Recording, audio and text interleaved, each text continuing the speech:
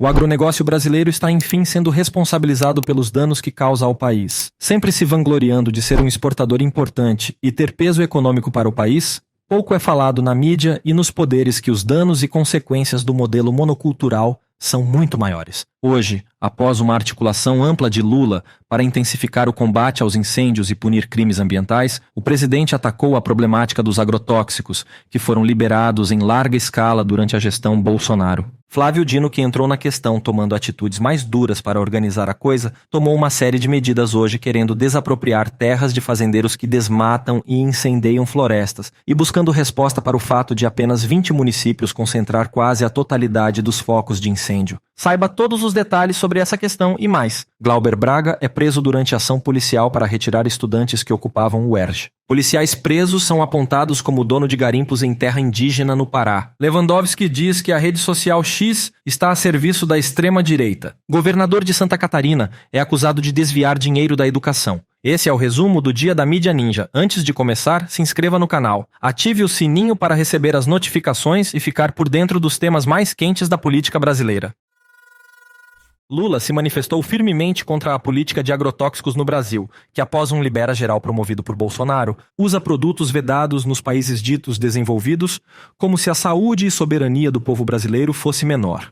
Hoje, companheiros, nós passamos a manhã discutindo a questão de agrotóxicos nesse país. Não é possível. Não é possível que a gente não tome uma atitude com o crescimento da utilização de agrotóxicos nesse país. E eu disse hoje aos companheiros, nós vamos fazer uma proposta, vamos chamar a liderança dos partidos, vamos chamar a Embrapa, vamos chamar os empresários e vamos discutir. Porque não é possível que 80% do agrotóxico proibido na Alemanha possa ser vendido aqui no Brasil.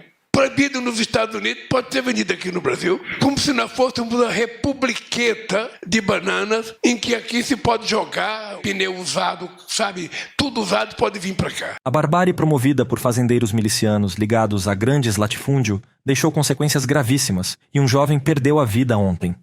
Uma ação da Polícia Militar do Mato Grosso do Sul contra uma comunidade do povo Guarani Kaiowá resultou na morte, a tiros, de um indígena de 23 anos. O caso aconteceu na cidade de Antônio João, no Mato Grosso do Sul. A área atacada e cercada por forças policiais faz parte de uma terra indígena que está sobreposta pela Fazenda Barra, de propriedade de Roseli Maria Ruiz e Pio Queiroz Silva. A advogada Luana Ruiz, membra do Partido Liberal e filha dos fazendeiros, foi quem entrou com a ação judicial para a PM atuar no local. Ela é também assessora especial da Casa Civil do Governo do Estado do Mato Grosso do Sul, comandado por Eduardo Riedel, do PSDB.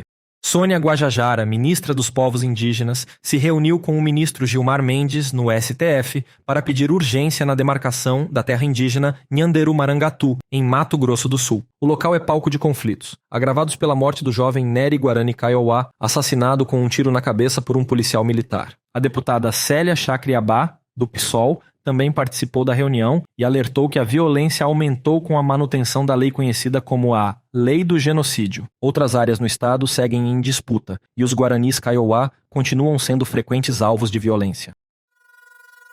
Flávio Dino, ministro do STF, tomou a frente e lidera ações para o combate de crimes ambientais. Hoje tomou uma série de medidas, entenda.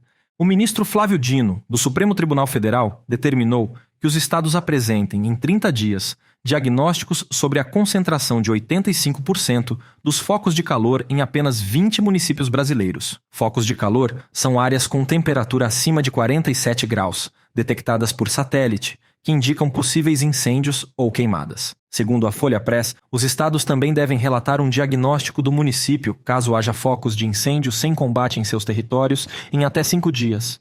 Após a audiência de conciliação com representantes de 10 estados sobre o combate às queimadas, o ministro do STF, Flávio Dino, pediu que os envolvidos se manifestem sobre mudanças na Constituição relacionadas ao desmatamento ilegal e à expropriação de terras. Segundo o Brasil de Fato, Dino também deu 30 dias para que sejam apresentadas medidas tomadas por essas instituições.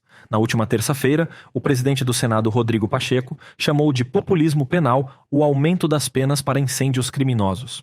O ministro do Supremo Tribunal Federal, Flávio Dino, suspendeu uma lei do Mato Grosso que punia quem ocupasse propriedades privadas, urbanas ou rurais. Segundo o Brasil de Fato, a lei, proposta pelo deputado bolsonarista Cláudio Ferreira, vetava benefícios sociais e a posse em concursos. A decisão atende uma ação da Procuradoria-Geral da República, que aponta que a lei viola a Constituição ao invadir competências da União. Dino explicou que a lei poderia prejudicar quem depende de benefícios sociais. Glauber Braga, deputado federal, foi detido hoje enquanto defendia estudantes que ocupam a reitoria da UERJ.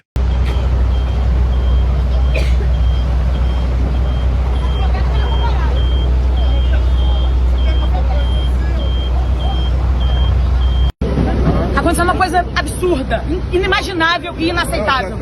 Glauber Braga, deputado federal pelo pessoal do Rio de Janeiro, um jornalista e dois estudantes, uma estudante e um estudante, estão detidos nesse momento.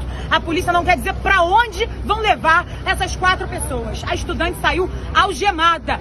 Isso viola a súmula vinculante do Supremo. É inadmissível, essas prisões são ilegais. A gente precisa libertar essas pessoas imediatamente. A reitoria está cumprindo um papel perverso. Não dá para permitir que 4 pessoas sejam presas sem saber o destino. A polícia não quer revelar para onde vai levar eles. Isso é inadmissível. Eu sou Clarice Chacon, sou advogada popular, estou aqui com outros companheiros, Lorena, Márcio, Ítalo, Mariana. A gente precisa garantir a libertação deles nesse momento. No final das contas, a ampliação do que já está colocado como uma arbitrariedade consolidada. É impossível isso. Érica Hilton, líder do PSOL na Câmara dos Deputados, se posicionou firmemente contra a prisão ilegal de Glauber Braga, que ocorreu hoje no Rio de Janeiro. A deputada disse que acionou o presidente do Senado, Rodrigo Pacheco, quem garantiu que tomará as medidas necessárias junto ao governador e à Polícia do Rio para a imediata soltura do deputado. Glauber foi preso hoje enquanto acompanhava a reintegração de posse na UERJ, que está há 56 dias ocupada por estudantes em protesto contra mudanças nas regras para a concessão de bolsas e auxílios de assistência estudantil. Uma série de entidades e políticos têm se manifestado e mobilizado para a soltura de Glauber. Até o fim desta edição não houve uma atualização do status e ele segue detido. Mais corrupção em Santa Catarina. Estado que já soma mais de 40 prefeitos presos agora, tem seu governador com um novo caso em investigação. O governo de Santa Catarina, liderado por Jorginho Melo, empenhou 15 milhões de reais do programa Educação Básica com Qualidade e Equidade na Secretaria de Comunicação, com o objetivo de veicular mensagens educativas e de interesse público. Inclusive, o programa Educação Básica, com cerca de 1,5 bilhão empenhados em 2024, é um dos maiores orçamentos da Secretaria da Educação do Estado. Porém, segundo o ICL Notícias, uma parte dos recursos foi destinada à comunicação e publicidade, enquanto áreas educacionais receberam menos. Em abril, o Sindicato dos Trabalhadores em Educação entrou em greve para exigir mais investimento e mudanças. A Constituição Federal determina que pelo menos 25% da receita de impostos seja destinada à educação. Para terminar, veja essa brilhante fala de Érica Hilton.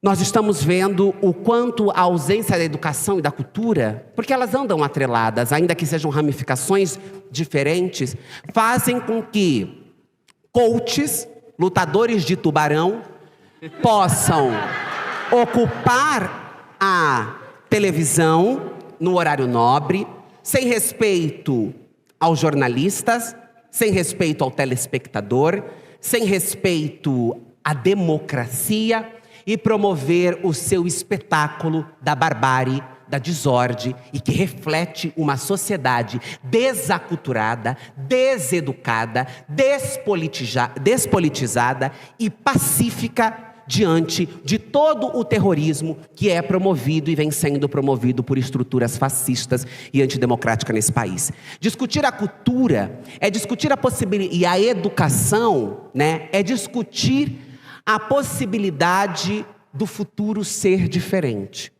É discutir a possibilidade de que nós tenhamos menos tigrinhos e mais livros, e mais sarais, e mais hip hop, e mais slam, e mais vogue, e mais arte, dança, cultura.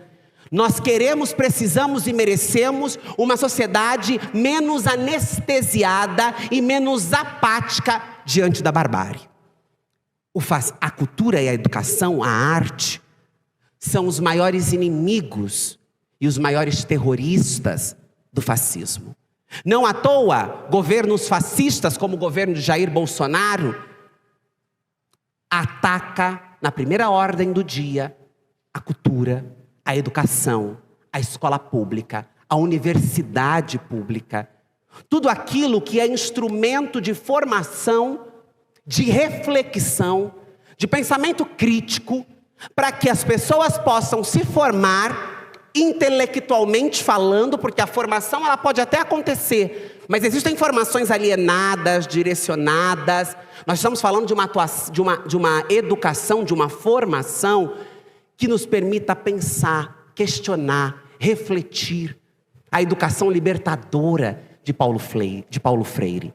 E a educação que liberta não permite que os povos votem em um asno, como foi Jair Bolsonaro. Ou vote em um coach que mata tubarão, mas não segura uma cadeira. Então,